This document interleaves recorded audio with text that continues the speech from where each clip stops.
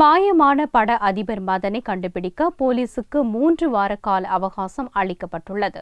வேந்தர் மூவிஸ் மதன் கடந்த மே மாதம் 28ஆம் தேதி திடீரென தலைமறைவானார். அவரை கண்டுபிடித்து ஆஜர்படுத்த போலீசுக்கு உத்தரவிடக் கோரி சென்னை உயர்நீதிமன்றத்தில் அவரது தாயார் RS தங்கம் மனு தாக்கல் செய்தார். இம்மனு மீதான விசாரணையில் பல மாணவர்களிடம் பெரும் தொகை மோசடி செய்ததாக மதன் மீது புகார் வந்துள்ளதாக போலீஸ் தரப்பில் கூறப்பட்டது. இதையடுத்து மதன் காணாமல் போன வழக்கு, அவர் மீதான மோசடி வழக்கு குறித்து விசாரிக்க சிறப்பு அதிகாரி நியமிக்க ஐகோர்ட் உத்தரவிட்டது. இதன்படி கூடுதல் துணை கமிஷனர் ராதாகிருஷ்ணன் இந்த வழக்குகளை விசாரிக்க நியமிக்கப்பட்டார். இந்நிலையில் இந்த வழக்கு நீதிபதிகள் நாகமுத்து, பாரதிதாசன் ஆகியோர் முன்பு புதனன்று விசாரணைக்கு வந்தது. அப்பொழுது காணாமல் போன மதனை கண்டுபிடித்து கால அவகாசம் வேண்டும் என்று போலீஸ் தரப்பில் மனு தாக்கல் செய்யப்பட்டது. இதை ஏற்றுக்கொண்ட நீதிபதிகள் மேலும் 3 வாரம் கால அவகாசம் வழங்கி உத்தரவிட்டனர்.